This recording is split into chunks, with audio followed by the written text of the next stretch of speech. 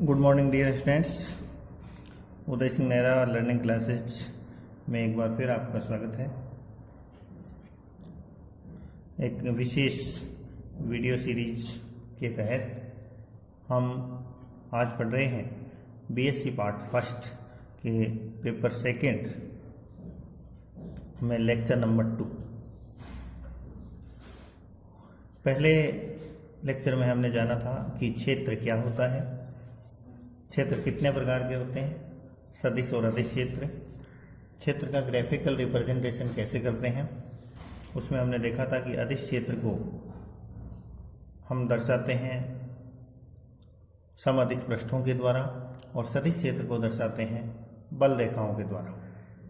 प्रिय विद्यार्थियों, ये वीडियो सीरीज आपके लिए तभी लाभकारी होगी जब आप एक के बाद एक सारे वीडियो शुरू से लेकर अंत तक देखें।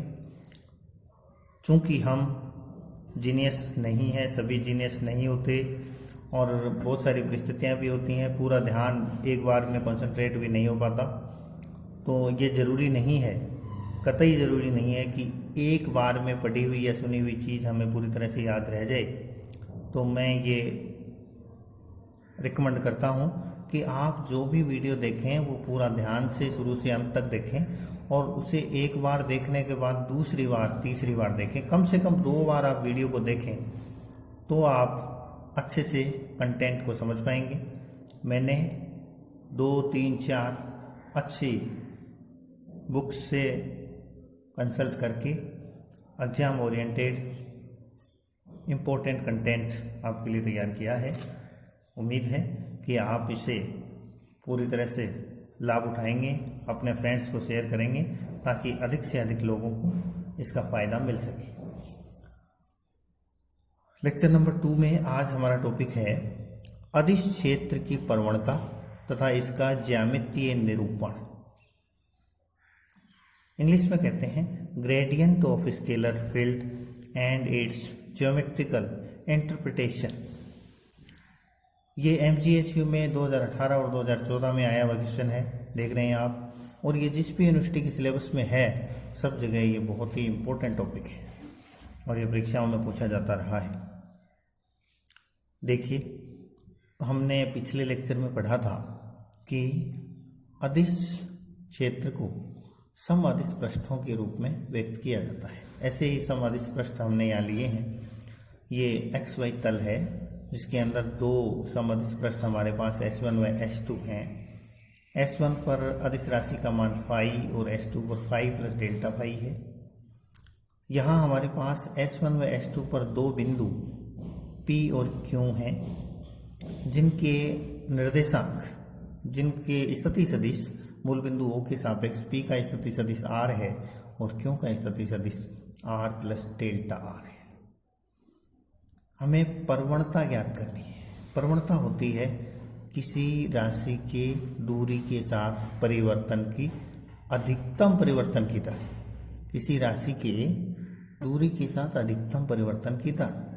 देखिए किस तरह से हम इसका व्यंजक प्राप्त करते हैं।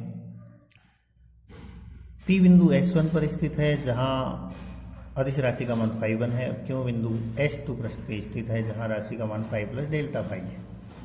P का स्थिति सदिश R, Q का स्थिति सदिश R प्लस डेल्टा R। अतः यहाँ देखिए विस्थापन PQ कितना होगा। यहाँ सदिश योग का त्रिभुज नियम लग रहा है। यदि आपने ये अच्छे से नहीं पढ़ा है तो मैं इसके ऊपर एक वीडियो अपलोड करूँगा, आप कमेंट बॉक्स में मेरे को बताएं।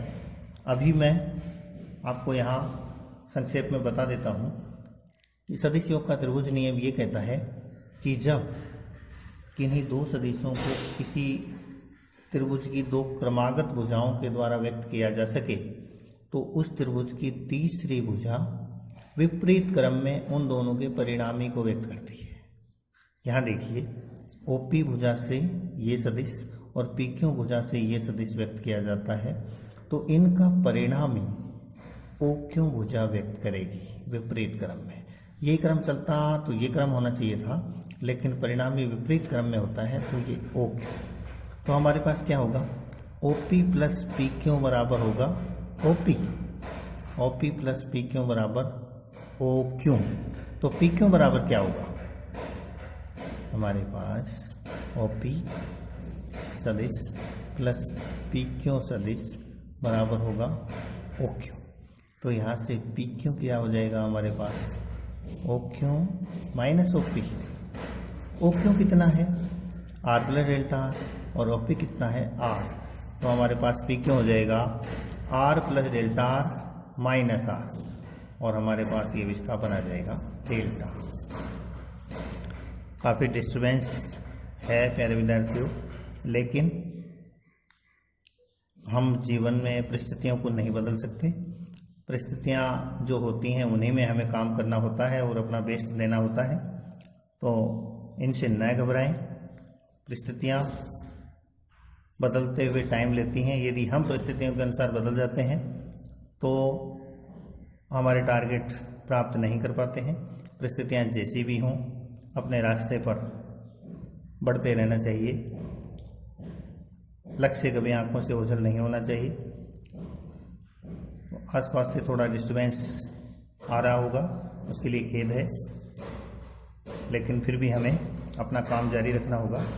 विस्थापन पी क्यू बराबर डेल्टा आर, इसलिए पी क्यू की दिशा में अदिश फलन फाई के परिवर्तन की दर क्या होगी, फलन में परिवर्तन बटे दूरी।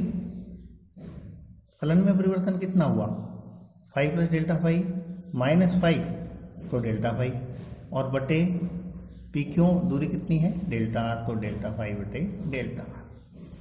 अब यदि पी से S2 पर लंब पी आर डालें तो S1 S2 के मध्य न्यूनतम दूरी पी आर बराबर डेल्टा एन। अब यदि इस बिंदु से हम इस पृष्ठ S2 पे एक लंब डालते हैं तो ये दूरी न्यूनतम दूरी होगी। आपने मैथ में पढ़ा होगा कि किन्हीं भी दो तलों की न्यूनतम दूरी उनके मध्य लंबवत दूरी होती है। तो इस बिंदु से S2 पृष्ठ की न्यूनतम दूरी क्या होगी, लंबवत दूरी होगी। तो डेल्टा एन या पी आर जो है लंबवत दूरी, ये न्यूनतम दूरी होगी। S1 और S2 के बीच की क्या होगी, न्यूनतम दूरी होगी। तो यदि P से S2 पे लंब PR डालें तो S1 S2 के मध्य न्यूनतम दूरी PR कितनी होगी, डेल्टा एन। इसलिए PR की दिशा में फाई के परिवर्तन की दर, इस दिशा में परिवर्तन की दर वही सूत्र लगेगा, अदिश राशि में परिवर्तन बटे दूरी, delta phi upon delta N. यदि डेल्टा आर अत्यल्प है, यदि हमारी ये राशि बहुत ज़्यादा नहीं है, यानी क्यों जो बिंदु है वो आर के आसपास ही है और पृष्ठों के मध्य की दूरी ज़्यादा नहीं है, तो ये हमारा जो त्रिभुज है पी क्यू आर, ये एक समकोण त्रिभुज होगा। और इस समकोण त्रिभुज में यदि हम कोस थीटा ज्ञात करें, जहाँ थीटा क्या है, पी आर और पी क्यू के मध्य का कोण, यानी डेल्टा एन और डेल्टा आर के मध्य का कोण। डेल्टा एन लंबवत दूरी है और डेल्टा आर की दूरी है, इन दोनों के मध्य का कोण यदि थीटा है तो कोस थीटा क्या होगा, आधार बट्टे कर्ण, ये 90 डिग्री है तो ये कर्ण है, इस कोण के लिए ये आधार है, तो पी आर बट्टे पी क्यू। तो हमारे पास पी आर आ जाएगी P Q cos theta. P R delta N है, पी क्यू डेल्टा आर है, तो डेल्टा एन बराबर delta are cos theta. Equation number 3। इस समीकरण 3 से यदि हम डेल्टा आर का मान समीकरण नंबर 1 में रखते हैं तो पी क्यू की दिशा में फाई के परिवर्तन की दर क्या आएगी, डेल्टा फाई बटे डेल्टा आर। डेल्टा आर का मान यहाँ से रखेंगे डेल्टा एन बटे कोस थीटा, तो delta phi upon delta N और कोस थीटा ऊपर आ जाएगा, तो delta phi upon delta N cos theta. अब ध्यान दें, पी क्यू की दिशा में फाई के परिवर्तन की दर, पी क्यू की दिशा में फाई के परिवर्तन की दर delta phi by delta N cos theta. और याद रखिए स्टूडेंट्स, हमें प्रवणता ज्ञात करनी है अदिश क्षेत्र की, और प्रवणता क्या होती है, अधिकतम परिवर्तन की दर। तो हमने परिवर्तन की दर तो निकाल ली है, अब हमें मैक्सिमम परिवर्तन की दर निकालनी है। तो ये परिवर्तन की दर है delta phi by delta N cos theta. इसका मान अधिकतम कब होगा? डेल्टा फाई फिक्स है, कोई चेंज नहीं हो सकता, क्योंकि फाई प्लस डेल्टा फाई है, एक जगह मान फाई है, दोनों का अंतर डेल्टा फाई फिक्स है। डेल्टा एन न्यूनतम दूरी है, यह भी फिक्स है, लंबवत दूरी, इसमें भी कोई चेंज नहीं, केवल ये राशि चेंज हो सकती है, इसका मान बदलेगा कोस थीटा। कोस थीटा का अधिकतम मान हम जानते हैं कि 1 होता है, और कब? जब थीटा 0 हो। तो PQ की दिशा में फाई के अधिकतम परिवर्तन की दर क्या होगी? यानी डेल्टा फाई बटे डेल्टा आर मैक्सिमम क्या होगा? Delta phi by delta N, जब कोस थीटा 1 हो जाएगा, यह अधिकतम होगी। इसे यदि हम d के रूप में डेल्टा को बदल दें, रिप्लेस कर दें D phi by D R maximum, बराबर ही हो जाएगा D phi by D N. यह अधिकतम परिवर्तन की दर। अब ये दर की दिशा किधर होगी, ये ध्यान दें आप। कब अधिकतम हो रही है? जब थीटा 0। थीटा का मान 0 कब होगा? जब डेल्टा आर डेल्टा एन की दिशा में होगा। तो अधिकतम परिवर्तन की दर कौन सी दिशा में होगी? लंबवत दिशा में। इस लंबवत दिशा में, इस पृष्ठ के लंबवत दिशा में अधिकतम परिवर्तन की दर, अर्थात अदिश फलन फाई के परिवर्तन की दर सम अदिश पृष्ठ के लंबवत दिशा में अधिकतम होती है। लंबवत दिशा में थीटा का मान 0 और 0 1, थीटा 0 लंबवत दिशा में होगा। तो दोबारा देखिए ध्यान से, अदिश फलन फाई के परिवर्तन की दर सम अदिश पृष्ठ के लंबवत दिशा में मैक्सिमम होगी। इसी को अदिश क्षेत्र की प्रवणता कहते हैं। तो अदिश क्षेत्र की प्रवणता की डेफिनेशन, किसी अदिश क्षेत्र में अदिश फलन के अधिकतम परिवर्तन की दर को अदिश क्षेत्र की प्रवणता कहते हैं। तो अदिश क्षेत्र की प्रवणता यहाँ से कितनी हो जाएगी? D phi by D R maximum बराबर D phi by D n. तो यदि सम अदिश पृष्ठ के अभिलंब दिशा में इकाई सदिश n लें।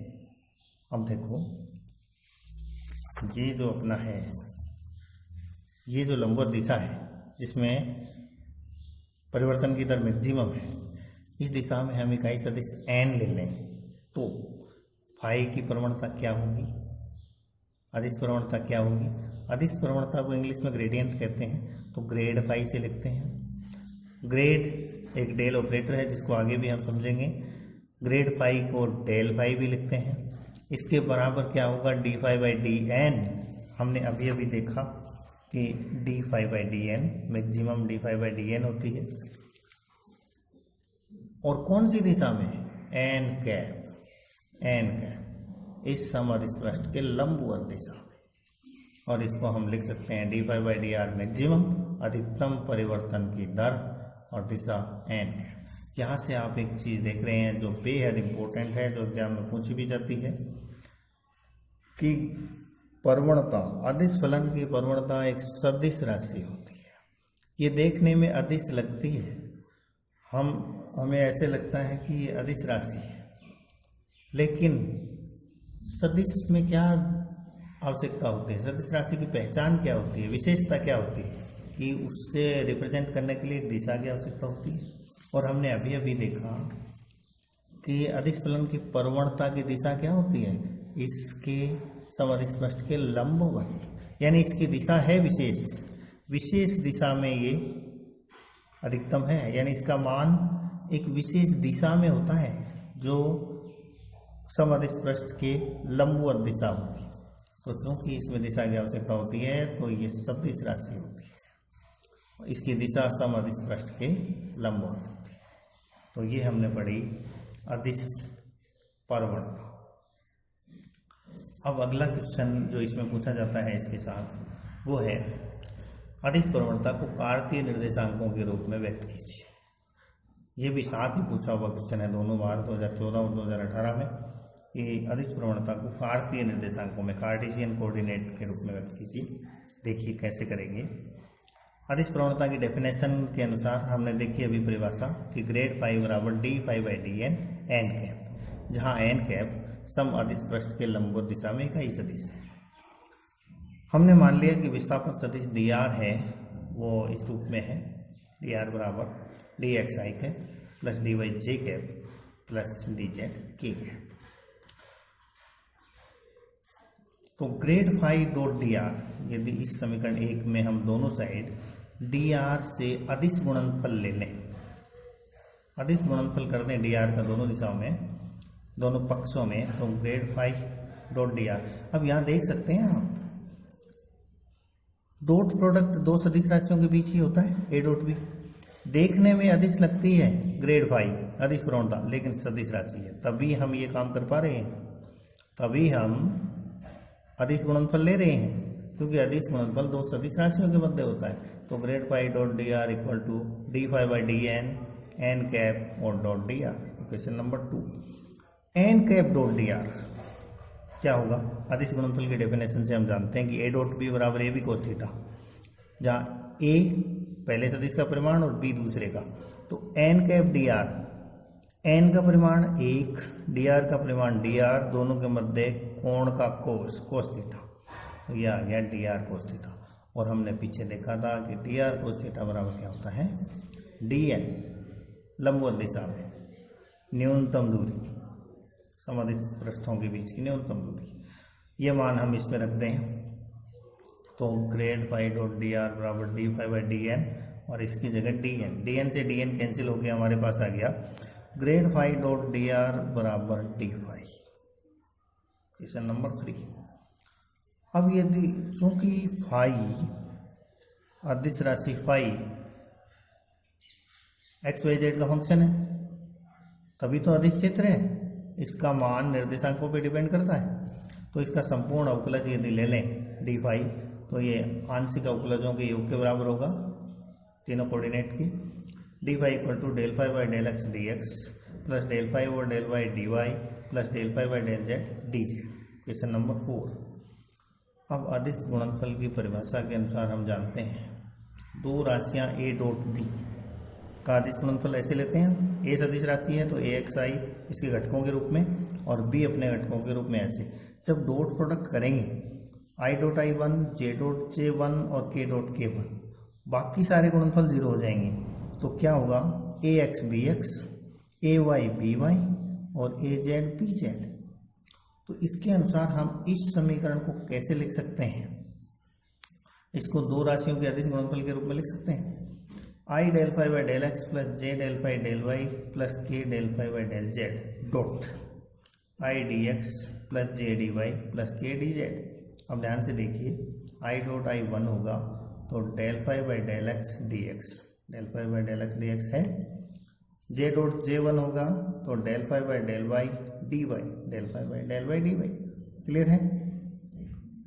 तो डी फाई हमारे पास आ गया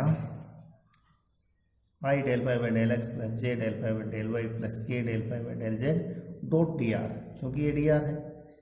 इक्वेशन नंबर 6, समीकरण 3 और 6 की तुलना से। इक्वेशन नंबर 3 और 6 की तुलना करें हम, एक साइड दोनों डी फाई के मान हैं, दूसरी साइड देखिए dot D r grad phi equal to this, यानी प्रवणता कार्तीय निर्देशांकों में कैसे हो? Grad phi equal to i del phi by del x plus j del phi और del y plus k del phi by del z. परंतु i del y del x plus j del y plus k cap del y del z, ये del संकारक होता है, ये del operator होता है, math में आपने पढ़ा है, सदिश बीजगणित में आपने पढ़ा है। ये डेल संकारक है, तो इसको हम यदि डेल के रूप में लिख दें,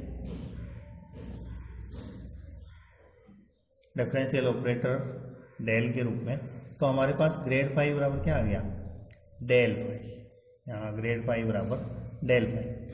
इस राशि को हम फाई को यदि बाहर ले लें और इसको ऑपरेटर फॉर्म में लिखें तो ये डेल इंटू फाई, तो हम अपने पास del of phi grad phi equal to this, तो ये अपने पास आ गया कार्तीय निर्देशांकों के रूप में अदिश प्रवणता। इसके साथ का ही इसके एग्जाम्पल के रूप में एक महत्वपूर्ण टॉपिक है जो कई बार पूछ लिया जाता है एग्जाम में, विद्युत क्षेत्र और विद्युत विभव में संबंध इस फॉर्म में आता है ये E बराबर माइनस ग्रेड V। इसको कैसे प्राप्त करते हैं? प्रिय विद्यार्थियों, यहाँ कुछ बातें आप जान लें पहले ही। E विद्युत क्षेत्र की तीव्रता सदिश राशि है और इसका क्षेत्र सदिश क्षेत्र होता है। V विद्युत विभव अदिश राशि है। तो एक सदिश राशि को हम अदिश राशि के ऋणात्मक ग्रेडियंट के रूप में व्यक्त कर सकते हैं। किस तरह से, ये चीज हम देखेंगे। यहां देखिए, हमारे पास विद्युत क्षेत्र E के अंदर दो समविभव पृष्ठ हैं। इस समविभव पृष्ठ पर विभव का मान V है, इस समविभव पृष्ठ पर विभव का मान थोड़ा सा ज्यादा V प्लस डेल्टा V है। दोनों के मध्य लंबवत यानी न्यूनतम दूरी डेल्टा n है। ये दोनों बिंदु दो बिंदु हैं। ये वाला बिंदु समविभव पृष्ठ V पर है जिसपे विभव का मान V है, और क्यों बिंदु V प्लस डेल्टा V विभव वाले समविभव पृष्ठ पर स्थित है। दोनों बिंदुओं के बीच की दूरी डेल्टा r है। P से लंबवत दिशा में एकांक सदिश n कैप है। अब हमें ये संबंध स्थापित करना है। इससे पहले एक और बेसिक जानकारी हम देख लें। विद्युत क्षेत्र E और विद्युत विभव V क्या होते हैं? प्रिय विद्यार्थियों, विद्युत क्षेत्र E होता है इकाई धनावेश पर लगने वाला बल। विद्युत क्षेत्र E क्या होता है? विद्युत क्षेत्र की तीव्रता E किसी बिंदु पर स्थित एकांक धनावेश पर विद्युत क्षेत्र के कारण उत्पन्न बल के बराबर होता है।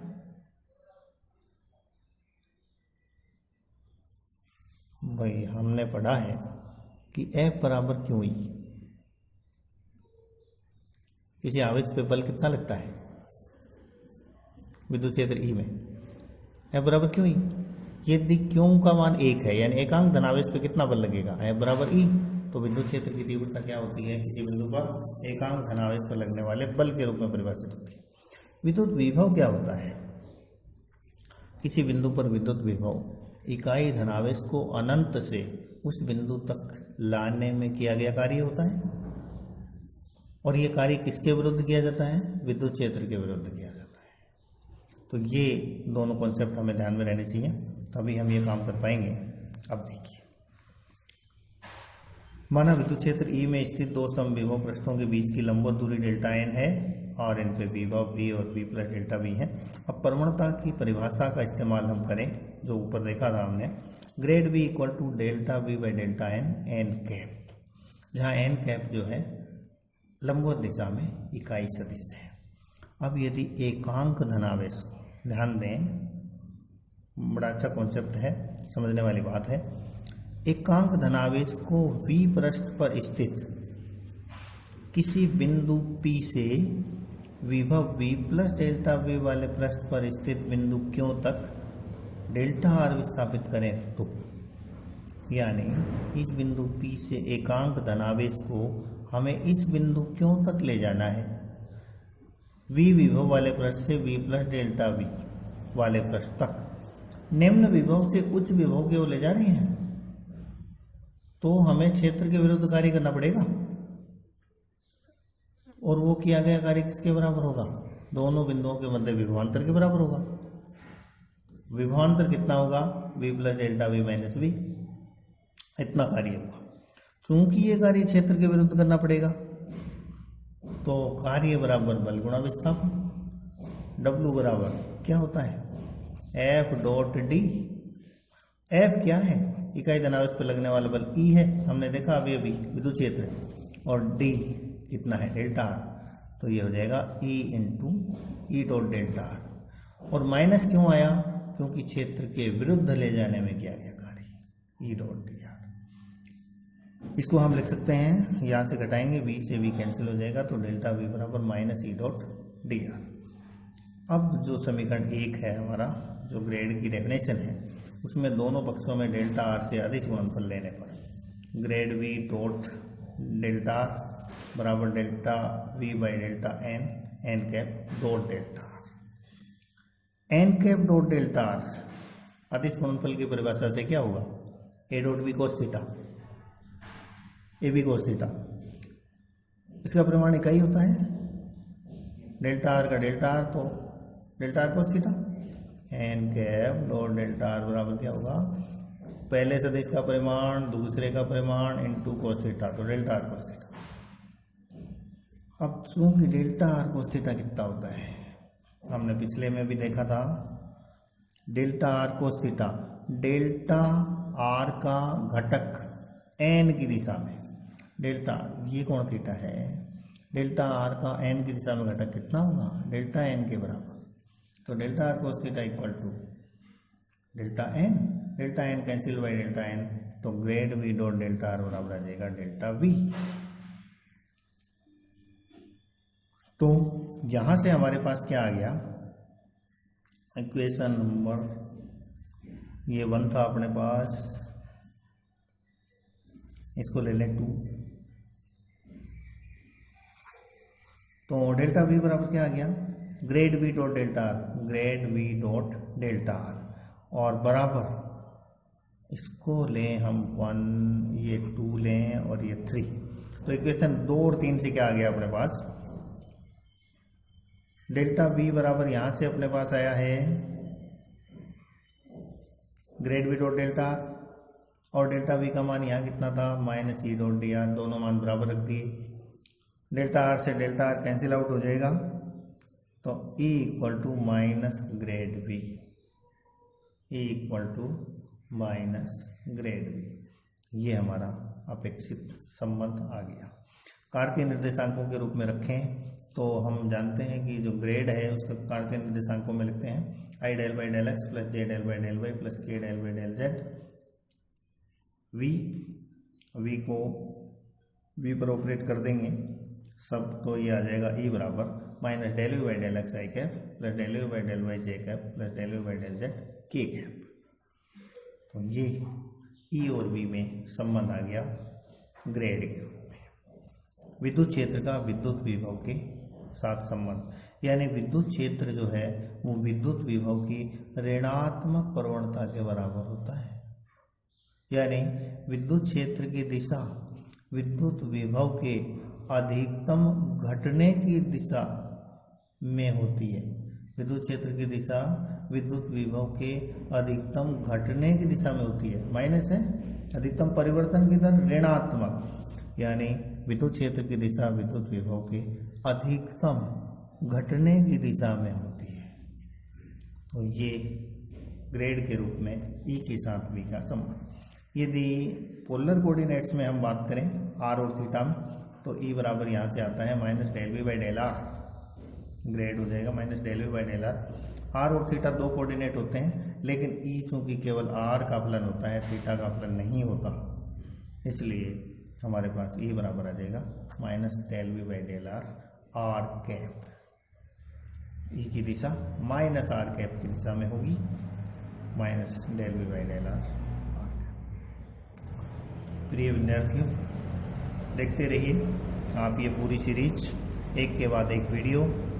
यदि आपको ये प्रयास अच्छा लगता है, ये आपके पढ़ने में सहायक है, तो आप इसे ज़्यादा से ज़्यादा शेयर करिए, चैनल को सब्सक्राइब करिए, अपने अधिकतम विद्यार्थियों तक ये प्रयास अपने अधिकतम दोस्तों के पास पहुंचाइए, ताकि मेरी भी ये मेहनत सार्थक हो और अधिक से अधिक विद्यार्थियों को इसका लाभ मिल सके। कोई भी विद्यार्थी कंटेंट के अभाव में, पाठ्य सामग्री के अभाव में मजबूर ना हो और परीक्षा से वंचित ना हो, परीक्षा से दूर ना भागे, सब्जेक्ट उसको डराए नहीं, परीक्षा में असफलता का डर उसको ना हो। इसी उम्मीद के साथ wish you all the best. Thanks.